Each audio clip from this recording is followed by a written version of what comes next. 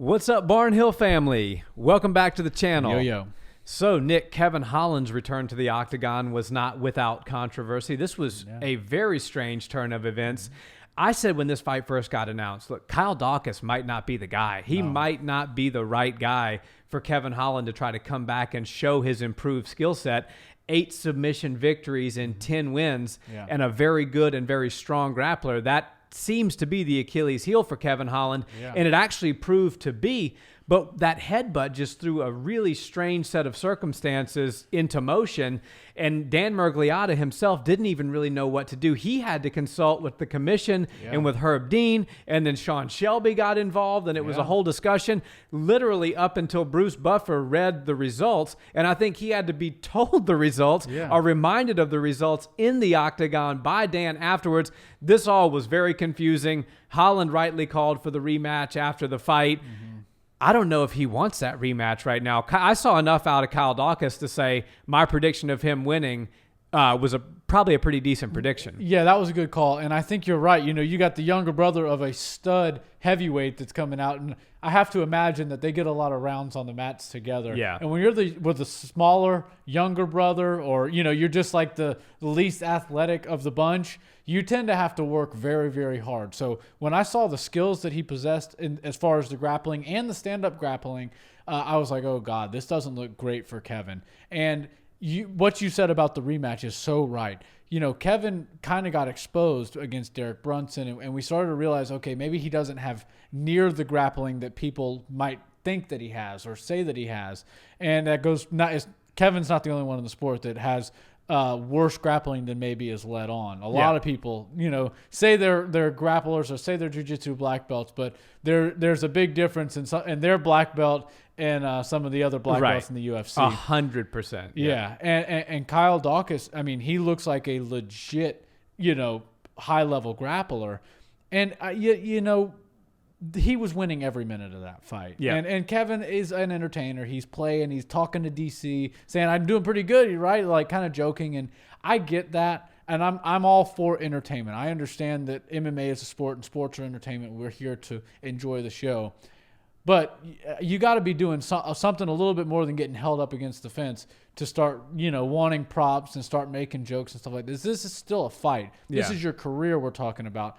And I just get a little bit frustrated when I watch somebody who thinks that maybe they are, you know, covering the spread that is up against them in a matter of 3 months or so. And that's why I don't like this rematch, you know, happening in the next 3 months for Kevin Holland, because he's not going to, even if he moves to Dagestan tomorrow and he starts grappling with those guys for the entire 3 months and then flies back the day before and jumps in the octagon, it's still not going to be enough. Daukaus would still be the better grappler at that point in time. Right, and it's one of those things that takes a long, long time. And I like Kevin Holland. I want to see Kevin Holland go far in this sport, and I think he has the ability to do it.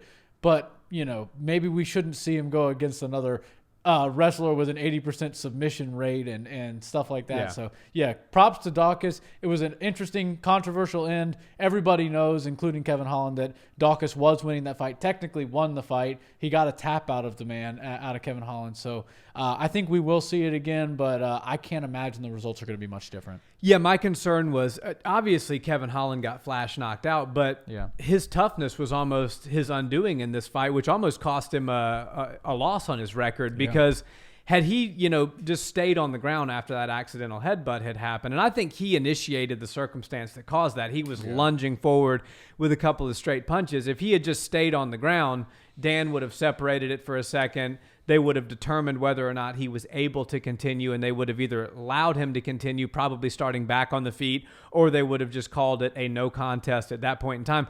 But because Kevin went to recover guard immediately, it was almost like you see his eyes glaze over, he hits the canvas, you're like, oh, damn, he might be out. I didn't even know if it was a punch at first. And so I think before we pile on to Dan Miragliotta, too, we have to understand that all happened so quickly, and we saw it from a different angle than he saw it from. I didn't even know immediately what happened until I went back and saw the replay. So you let that go just for a split second, and then you see Kevin Holland trying to recover a guard, trying to break Daukaus' posture down. You think, okay, he's all right. I think if I was in Dan's shoes, I probably would have done the same thing. Like, okay, he seems to be okay. I don't know what just happened, but I'm not going to interrupt the action in case it was a punch or in case it was a short elbow. You know, it could be from that angle. It could have very easily been a short elbow that he didn't see. So I think Miragliotta did the right thing, and I'm glad that he consulted with Herb Dean and with the commission to determine the proper outcome. But I think that Kevin Holland certainly had his wits about him when Kyle Daukaus took his back and put that choke in. So that was not just a matter of we can chalk this up to I was, out on my feet.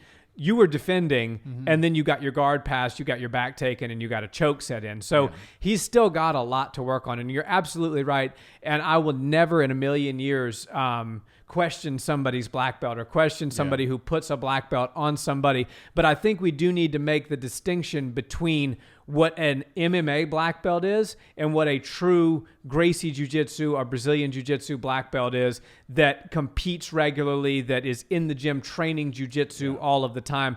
They're night and day difference, and those black belts can submit the other black belts just as easy as they could submit a blue or a purple belt. And we have to recognize that there is no real distinction to offer, but somebody like a Gilbert Burns and like a Damian Maia is cut from a totally different cloth than somebody like a Kevin Holland who also dons the black belt. Yeah, exactly. It's like one of those things. There's so many different people that have black belts now that the water's just muddy now, and you don't really know, but unless you really pay attention to the sport. Like you said, you name some of the best out there. They've proven themselves not only in the jiu-jitsu realm but in the MMA world as jiu-jitsu specialists, and I think that that needs to be respected, and I think that Kevin Holland needs to continue working on this grappling. I don't think he needs to rest on his merits and all the work that he's done as a jiu-jitsu practitioner. I think he needs to focus on that just as much as he's focusing on his wrestling right now, because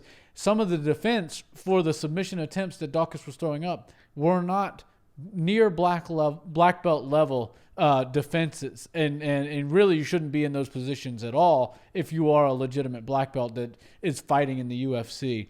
He did a decent job scrambling, but then, it was only a matter of time after those first couple submission attempts started to slide out of Daukaus's grips that we knew. I called it. I was like, oh God, he's gonna get submitted any minute now. And then just like that, he climbs up the back and is submitting in rear naked choke style from standing up and gets a tap. And you said something about the refereeing. I think it's so hard to referee a sport, especially a sport like that. And when you see somebody hit the deck, they fall face first, flat on their torso.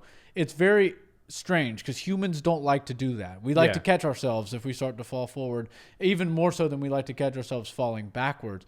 And but to see him bounce up like that, you have to think maybe my brain's playing tricks on me, or maybe that was just a flash, or in the moment you really don't know. Yeah. So I don't think that the referees or the commission or the judges or Sean Shelby or anybody had this wrong.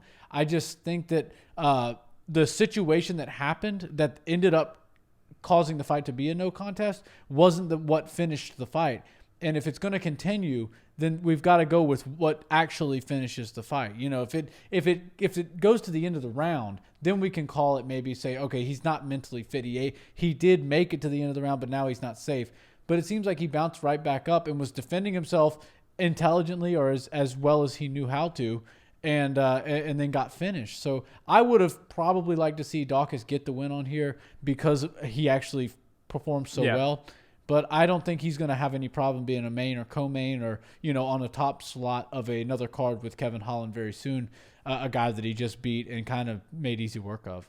Yeah, I think that's the right way to frame it. Even though the fight is a no contest, Kevin Holland and Kyle Daukaus both know who won that fight. Right. They know who beat the other one up, and it was Kyle Daukaus beating up Kevin Holland. So even though it will show no contest on their records, and that's what the history books will reflect, those two gentlemen know a different story. Exactly. So I'm excited to see the rematch, and I don't think my prediction is going to change. I think it's going to be Daukaus. I think he's too much to handle in the grappling department for Kevin, who's still trying to come along in that regard. Yeah, and I think the Daukaus brothers are coming in hot into the UFC. They might be the Diaz brothers 2.0. They're a little bit different. They're more the East Coast, the Philly guys, but I like their style. I like what they're doing, and as long as they keep winning, they're going to be doing some good things. Yeah, and his big brother's going to be fighting Derek Lewis, so we'll have to break that fight down soon. That's a tough one. That's going to be a fun fight. For sure. Well, guys, thanks so much for watching this video. If you've enjoyed the content, a like, comment, and subscribe is always much appreciated. And if you listen to audio podcasts, check out the Barnhill Brothers there as well. And if you could, leave us a review.